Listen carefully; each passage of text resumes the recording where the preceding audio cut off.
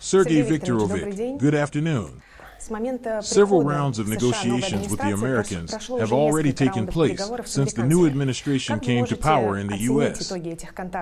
How would you assess the outcomes of these contacts? Have the key parameters of a future comprehensive agreement on Ukraine been formulated? On which aspects of it is there already agreement between Washington and Moscow? Let me answer the last question right away. No. The key components of a settlement are not easy to agree upon. They are under discussion. From our side, there are no secrets.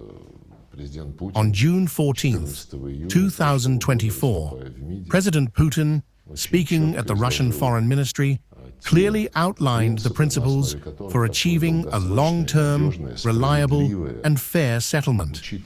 These principles prioritize the interests of the people and fully ensure human rights, especially the rights of national minorities, in accordance with the UN Charter. All of this has been clearly stated. This is not some kind of negotiating position. Let me emphasize once again, it is firmly grounded in the provisions of the UN Charter, numerous conventions, and the results of referendums, the expression of the people's will in the territories. First and foremost, this concerns Donbass and Novorossiya. These are four regions that, after a transparent, internationally monitored popular vote, decided to return to their historic homeland, in this case, the Russian Federation. As for the American side, we have already noted that, unlike the Europeans,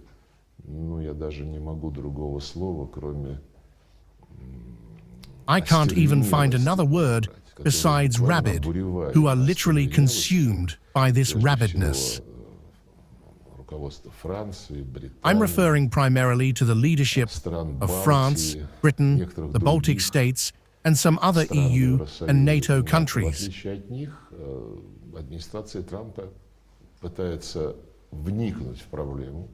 The administration of Trump is attempting to delve into the problem and understand the root cause of the situation that arose as a result of the actions of Washington and Brussels, actions that brought the current regime to power by orchestrating and financing an unconstitutional coup in February 2014. Victoria Nuland, who was then responsible for Ukraine at the US State Department under the Obama administration, explicitly stated during a Senate hearing while defending the effectiveness of the administration's policy, saying something along the lines of, "We spent $5 billion and it yielded results. A friendly government was established in Ukraine." That this was a Nazi government became clear very quickly. The first instinct of that government in February 2014 was to violate the agreement signed literally the night before, guaranteed by the Germans and the French. We'll have to talk about them more than once today if we examine the ways in which agreements approved by the Security Council were betrayed. They refused to form a government of national unity, which was supposed to prepare for early elections, and instead declared to the entire square, to the entire Maidan, something like, "Congratulations, we have formed a government of winners." All these processes have already acquired an irreversible character, by which I mean that in the end, only military force can drive this filth from power.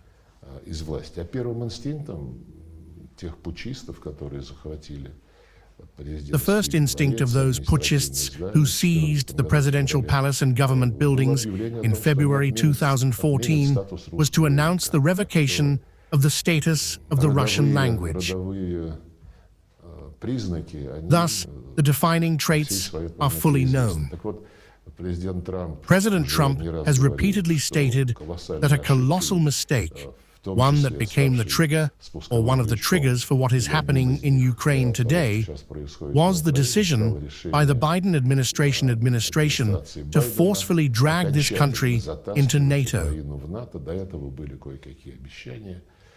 Before that, there had been some promises, but when Biden came to power, they began pursuing this goal with absolute determination. President Trump has publicly acknowledged this as one of the key root causes on multiple occasions.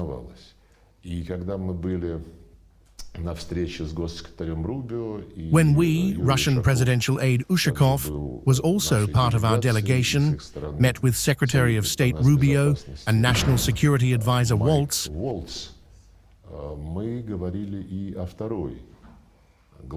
we also discussed the second major root cause. The Nazi regime under Zelensky and his associates has pursued the extermination of all things Russian.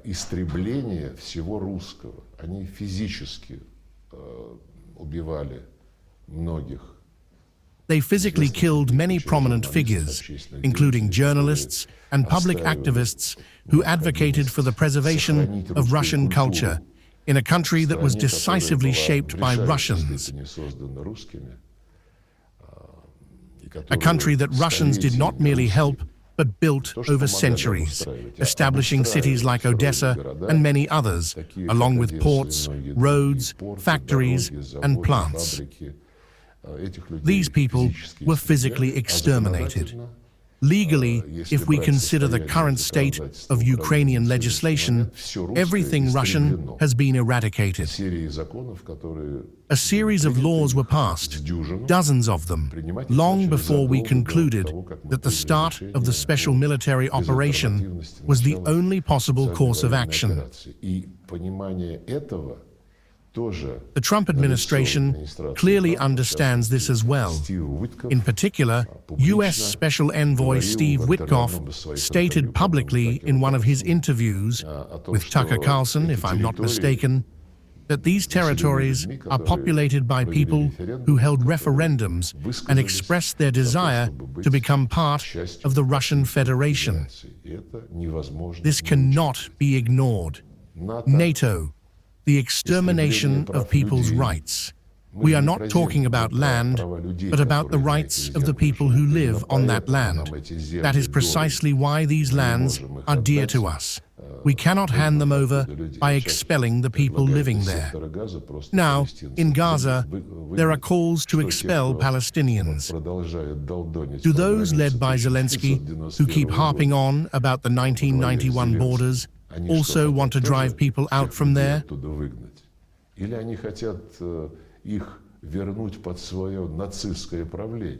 Or do they want to bring them back under their Nazi rule, into a situation where everyone has forgotten their language, culture, history, everything that Russia has done for these territories? They want the land so they can bargain for a higher price. They've already sold something to Starmer at speculative prices. Now they have nothing left to offer the Americans. These are hucksters with nothing sacred. Recently, at a diplomatic forum in Antalya, I quoted Zelensky. The other day, in one of his interviews, he said that what drives him is hatred for Russians. When asked for clarification, whether he hates President Putin so much, he replied that he hates all Russians. Yesterday, Zelensky confirmed this once again in an interview with another media outlet. We don't just sense this understanding among the Americans. They themselves openly state that they recognize the need to address these root causes. I don't even want to assume that there isn't a single reasonable person left in Europe. Surely some there grasp the situation, but they too are being silenced. With rare exceptions, the only ones who dare speak the truth are Hungarian Prime Minister Viktor Orbán, Slovak Prime Minister Robert Fico, and a handful of political analysts and scholars not in power. What sets the Americans, the Trump administration, apart is their ability to acknowledge reality, unlike those who refuse to think critically and instead appear on screen, pardon my blunt wording, demanding that Russia immediately halt military operations for a month. They claim this would give them time to patch up the holes and deploy some so-called peacekeepers. Zelensky, with his alternately blazing or dulled eyes, already laid out his position during discussions about peacekeepers. Macron was pushing for it. He declared that they don't need peacekeepers, they need combat units. He essentially said, "Quick, send us weapons and fighters from your countries so we can defend our motherland." I was compelled to lay out in detail our perspective on who truly understands what regarding Ukraine and how. If we return to other aspects of the Russian-American dialogue, then of course, after a 3-year fiasco, pulling relations out of this pit is no easy task.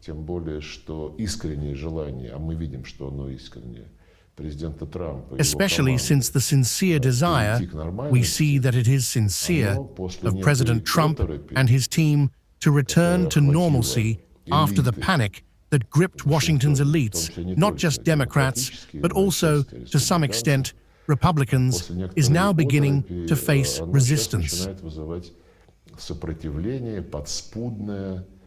Behind the scenes, they are preparing certain moves through lobbyists and the media.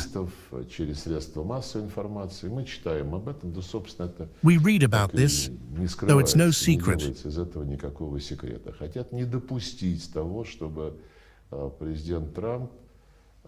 They want to prevent President Trump from responsibly normalizing relations with Russia, as befits two great powers and as should be the case between any countries.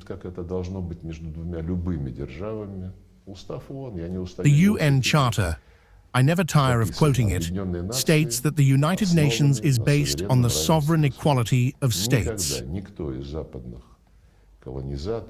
Before this global organization existed, Western colonizers never approached relations with others as equals.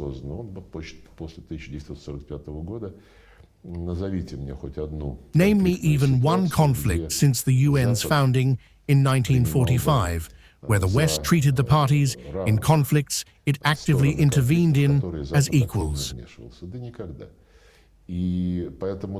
Never. That is why restoring normalcy is so difficult. China and the US have no fewer contradictions. Perhaps they are not as harshly played out in the media space, but these are the two main, and perhaps the only, rivals vying for supremacy in the global economy and finance.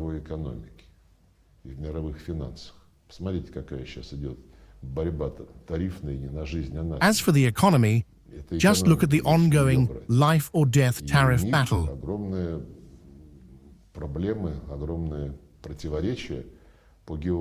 They also have enormous contradictions on geopolitical issues, including matters of China's territorial integrity, Taiwan, the South China Sea, the East China Sea, and territorial disputes. And in these, the US unequivocally stands on the side of those opposing China's asserted rights in any given situation. The Western stance on Taiwan is the height of hypocrisy. Verbally, representatives of the US presidential administration and all European governments declare that they respect and adhere to the One China principle, but then immediately add that no one should dare change the status quo. And what is the status quo?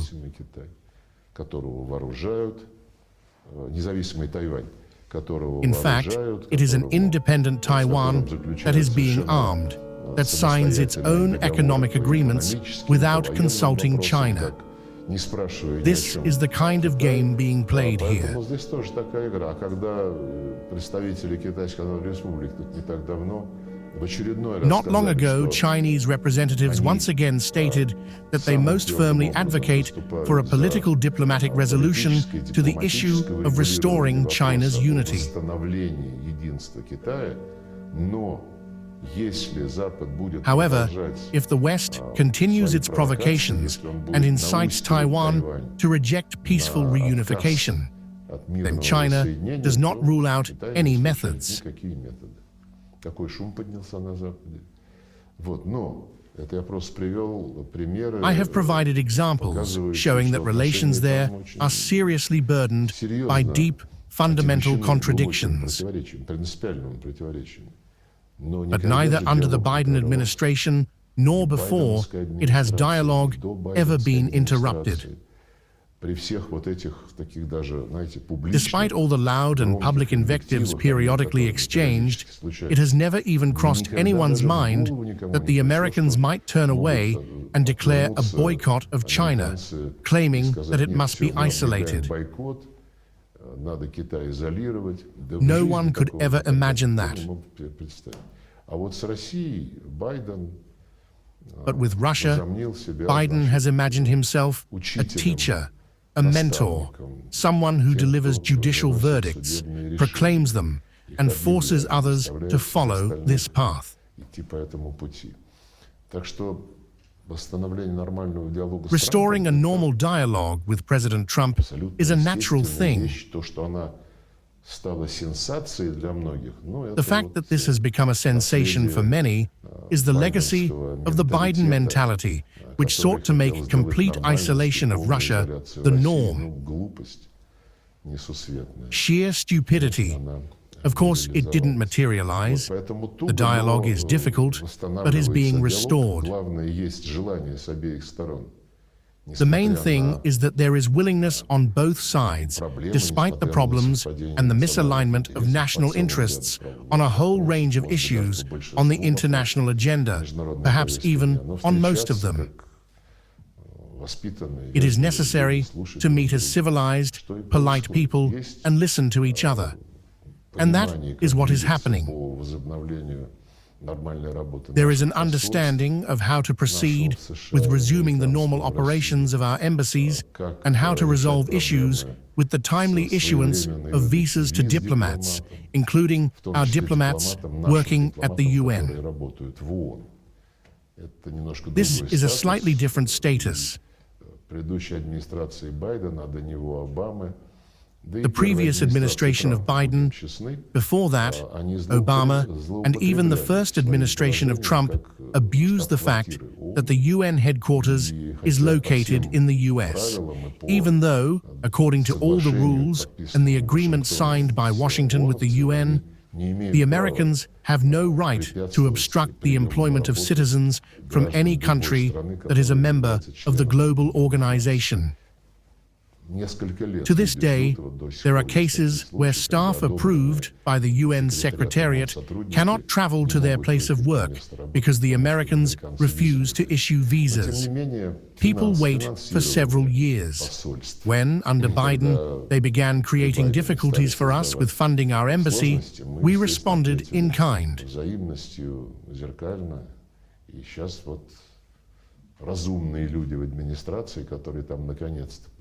Now, reasonable people in the administration who have finally appeared there after Biden's appointees left or were sidelined are working with us to resolve basic operational issues for diplomatic missions in our countries, which have not severed diplomatic relations with each other.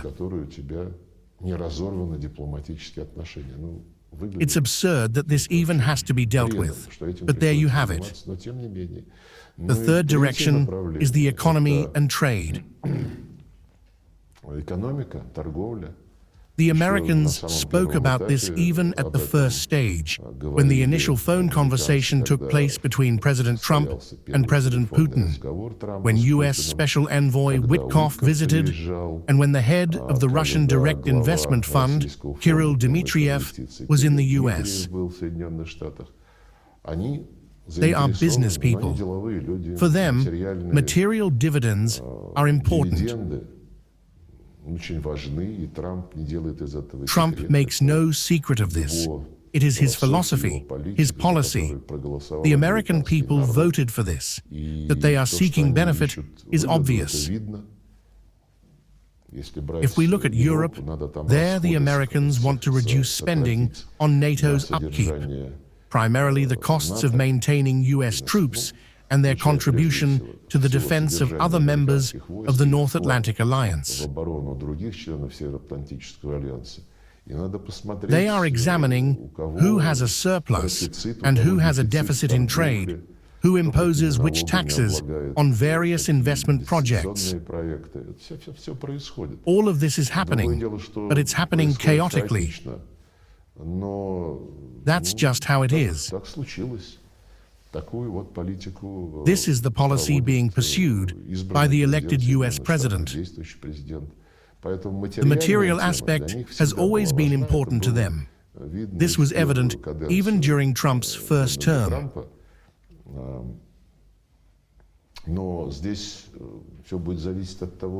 Here, everything will depend on how they plan to implement the resumption of economic interaction. Compared to the record $30 billion a few years ago, it has now been cut by 95% due to illegal sanctions. If you follow the discussions in our society, you know that we are not running after anyone, nor are we begging for sanctions to be lifted.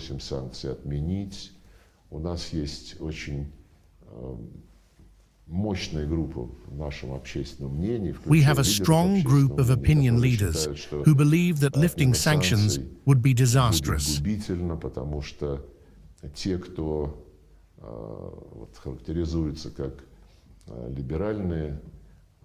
Because liberal-minded officials would immediately try to roll back all these achievements in import substitution.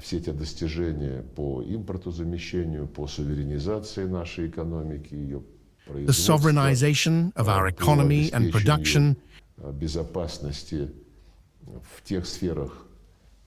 and in ensuring security in the sectors on which the development of the state depends: military, food, and technological security.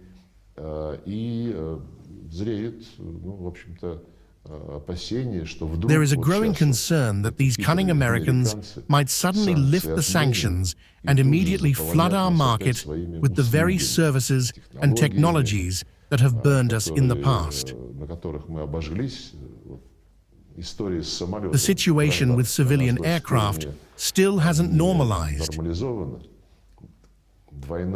Dual registration, spare parts, engines.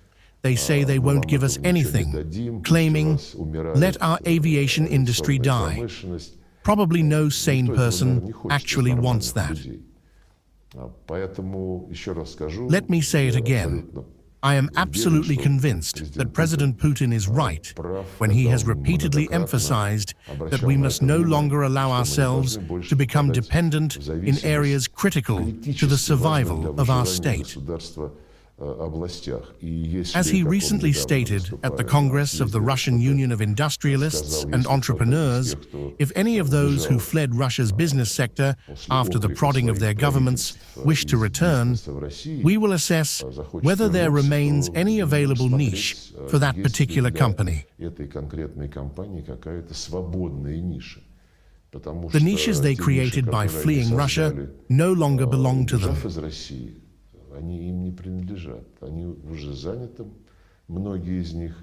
Many of these have already been occupied by our own businesses and by entrepreneurs from countries that continued working here, fulfilling their obligations both in terms of employing our citizens and supplying markets with specific goods as planned.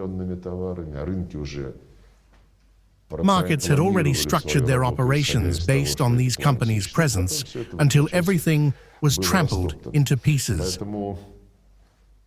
In this debate between those who argue that sanctions must under no circumstances be lifted, as doing so would make things worse, and those who claim we would then regress into autarky from the global economy, I firmly side with the former. As for autarky, that's a complicated discussion. Global economic globalization no longer exists. It has been destroyed, not by Trump, but by Biden, when he imposed sanctions and made them the sole instrument of his foreign policy. And we were not alone in this. We hold the record for the number of sanctions imposed on us. Over half of the world's countries are under some form of sanctions or restrictions. China, Iran, and Venezuela being the largest beneficiaries of this so-called blessing. But more than 100 countries, one way or another, are subject to unilateral U.S. sanctions. The fragmentation of the global economy began long before today. Of course, its acceleration was fueled by Biden's use of the dollar as a weapon to punish the innocent. No negotiations were held with countries deemed violators of democratic norms. Dollar-based services were cut off, barriers were erected, workarounds were found, and attempts were made to close those loopholes.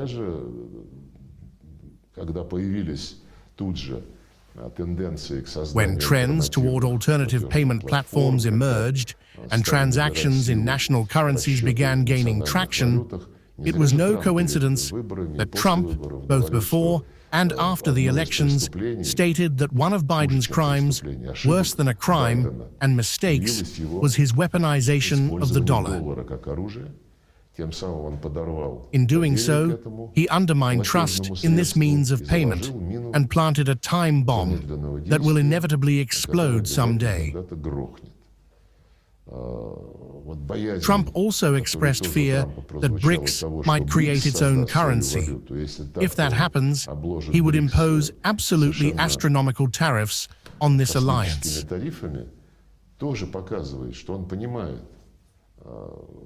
This, too, demonstrates his understanding of the role the dollar and the fiat-based global economy as a whole plays in maintaining the U.S. position of dominance in the world.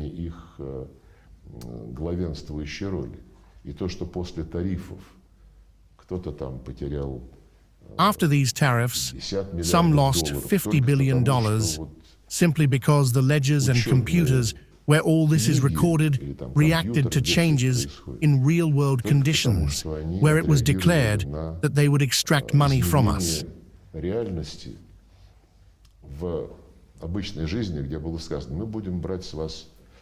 And virtual globalization has proven its fragility.